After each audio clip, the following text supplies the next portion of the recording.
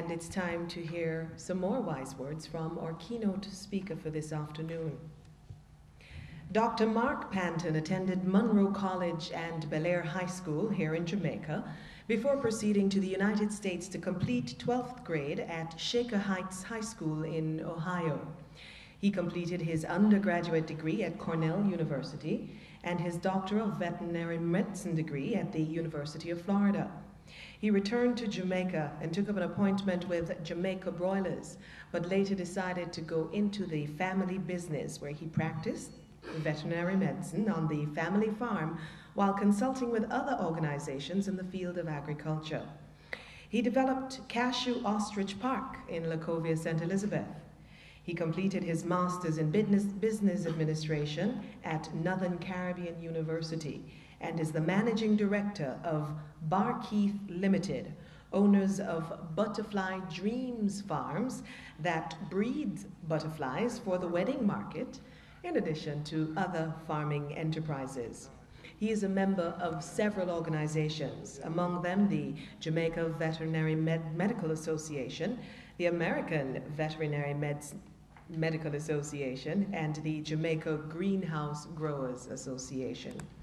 He was appointed Chief Technical Director in the Ministry of Agriculture and Fisheries in May 2009, and he is appointed guest speaker this afternoon. Can we welcome, please, Dr. Marc Panton.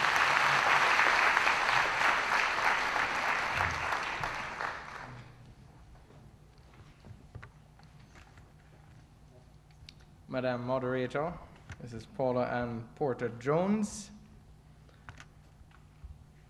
Marjorie Stair, Head of the European Union Banana Support Project, Mrs. Cynthia Curry, IECA Representative to Jamaica, Dr. Carolyn Hale, Executive Director, Heart Trust NTA, Mrs. Elizabeth Terry, Director, Projects and Partnerships, Heart Trust NTA, media, trainees, ladies and gentlemen, good afternoon. It is indeed a pleasure for me to be here today with you to celebrate a momentous occasion of which a year plus of hard work is finally being recognized and celebrated today. I think it demonstrates strong initiative and drive in you wanting to better your lives.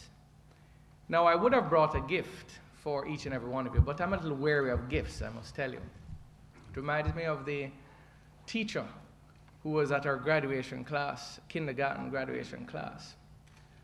The students decided to get together and offer her a gift on graduation day. The first child, her parents owned a flower shop, so she brought her gift to the teacher, and the teacher said, "Oh, I bet you it's some lovely flowers." She said, "How did you guess?" She laughed and she said, "Thank you." The second child came up, and just so happens that that second child's parents owned a candy shop. And so when she gave her box to the teacher, she said, "Oh, I bet you it's some lovely chocolates." "How did you guess?" She says, "Well," and she laughed and thanked the child. The third child, whose parents owned a bottling plant, came up with a box for the teacher, but the box was leaking. And the teacher took it and she tasted the box and she said, "I think this is a bottle of wine." She says, "No." She tastes again. She says, "Well, I think it's a bottle of champagne." "No, it's a puppy."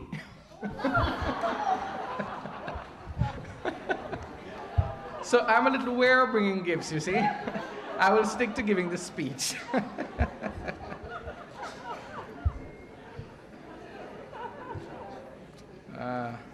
I tell you, kids, they do the darnest things, right?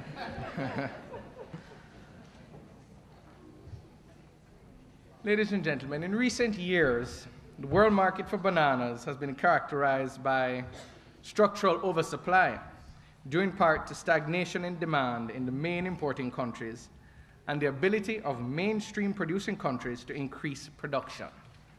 This in general has led to a long-term decline in the real price of bananas. In Jamaica, these market changes have been accompanied by an increase in the frequency of hurricanes and tropical storms, and we all know them very well.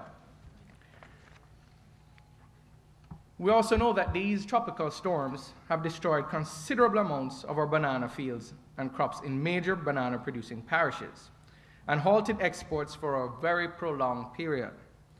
The last natural disaster, Tropical Storm Gustav, destroyed approximately 70% of the banana crop in 2008. As the declining trend continued, Jamaica Producers Group Limited, suppliers of 80% of bananas for export to the EU, announced that they would discontinue the export of banana.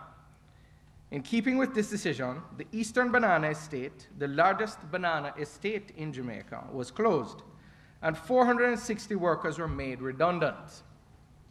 The loss of this export volume has made the export of bananas from Jamaica non-viable, as volumes available for export from other certified exporters are insufficient to maintain market share.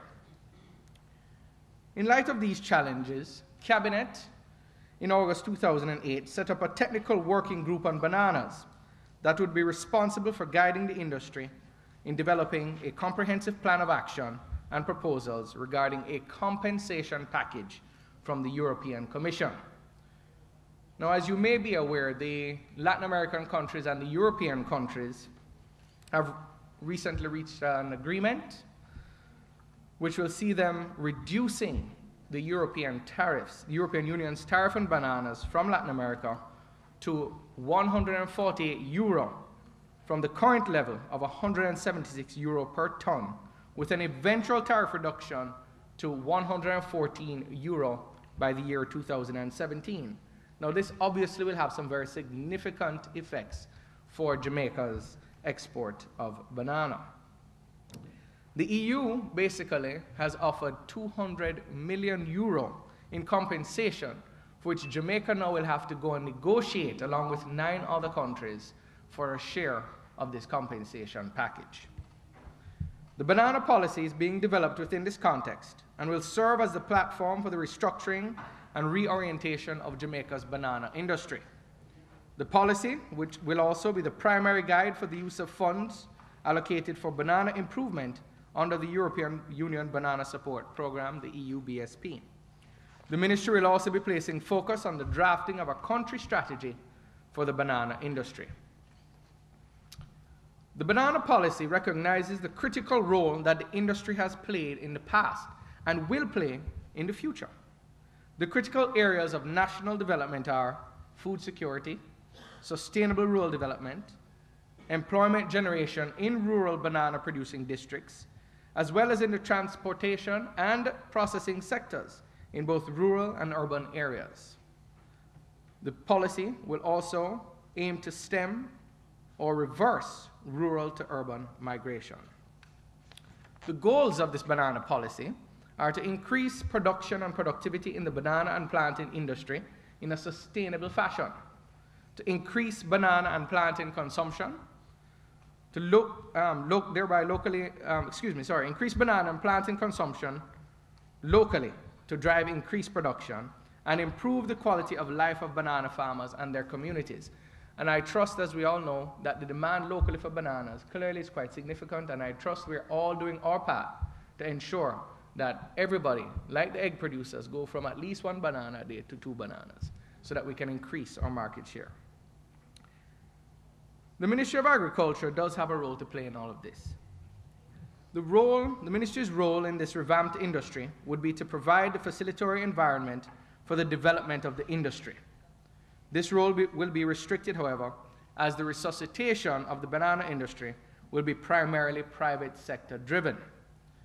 The Ministry will be undertaking a comprehensive study to determine the size, the structure of the industry, and available marketing opportunities.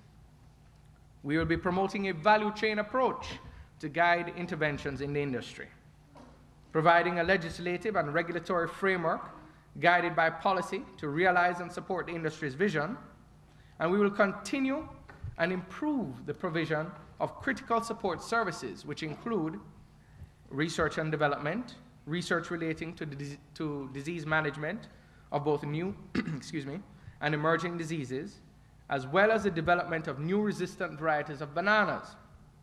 We will continue to improve our extension